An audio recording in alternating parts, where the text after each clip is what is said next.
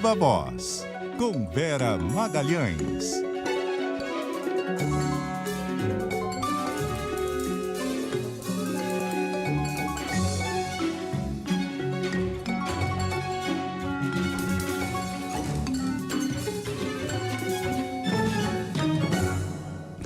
E aí, Vera? Oi, Sardenberg, boa tarde para você e para Marcela, para todo mundo que nos ouve e nos assiste. Boa tarde, Vera.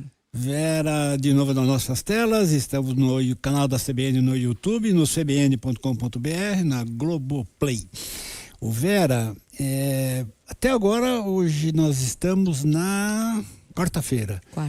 E os resultados da eleição nós ficamos sabendo no domingo. E até agora o presidente Lula, moita, não falou nada sobre o resultado das eleições. E está ao contrário, está dizendo que vai acabar juros, que os ministros não têm que inventar mais nada. Vera. Ele está como se não tivesse acontecido nada, né, Sardenberg? Como se a gente não tivesse tido no domingo aquilo que é um grande movimento do eleitorado rumo às urnas e que traz um recado, né? Assim como você emite um boletim de urna ali com o resultado daquelas urnas e elas são computadas em tempo recorde pelo Tribunal Superior Eleitoral, elas trazem um retrato de como o Brasil está pensando uma série de coisas. Eu sei que muita gente diz que não se pode nacionalizar eleições municipais, mas governos inteligentes, políticos inteligentes, usam isso como um termômetro do que a população está pensando a respeito de uma série de coisas no momento. E eu acho que o retrato que sai dessa urna não é auspicioso para o governo federal, não é auspicioso para a esquerda nem para o PT. É um retrato que 2 anos de um país que 2 anos depois de tirar o Jair Bolsonaro do poder, votou com a diretriz, a bússola voltada para a direita.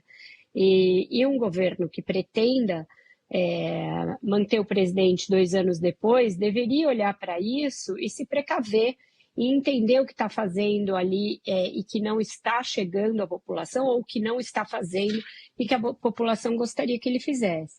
A gente tem uma situação meio paradoxal no Brasil, porque a economia vai bem, ela vai melhor do que ela ia nos anos Bolsonaro, é o segundo ano em que a gente pode ter um crescimento próximo a 3%, que ainda não é o que havia ali nos anos mais maravilhosos do governo Lula, mas é muito melhor do que havia no governo Dilma, muito melhor do que a gente viu nos últimos anos e que, se tornado sustentável, pode indicar aí uma melhora de padrão de crescimento para o Brasil, mas que não está sendo lido dessa maneira pela população por alguma razão.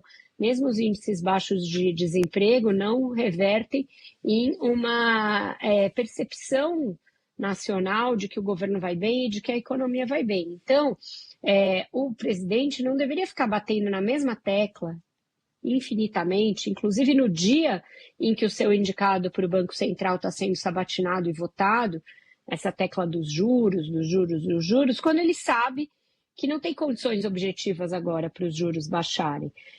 E que isso não vai ser feito neste ano, portanto, que ficar jogando essa pressão em cima do Gabriel Galípolo não ajuda nem a que ele consiga lá na frente criar as condições para retomar um ciclo de queda de juros. O presidente deveria olhar os recados mais imediatos das urnas e pôr o seu governo para trabalhar em cima deles.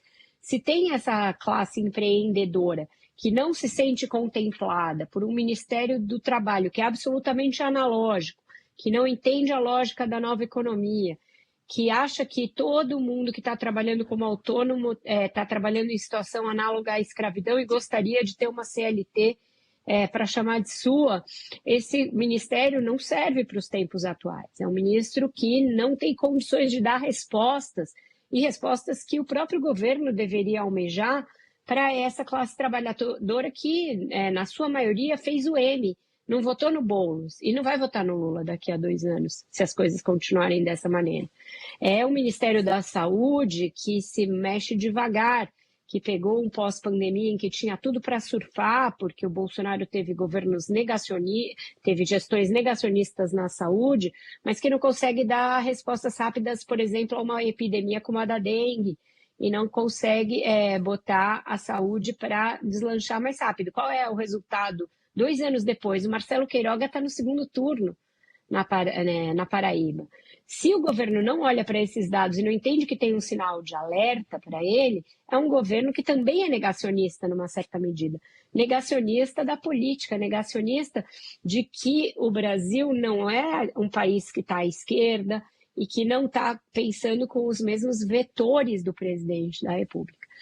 Então, se ele diz para os ministros, olha, vocês não precisam ter ideias novas, vocês só precisam fazer as entregas, quais são essas entregas que ele está esperando? Porque elas não parecem próximas a vir, o governo está tendo que contingenciar gastos, está tendo que conter ali os investimentos justamente porque deixou explodirem os gastos obrigatórios. Então não vai ter essas entregas, que é aquilo que o Lula entende por entrega, né? Que é obra, ponte, concreto.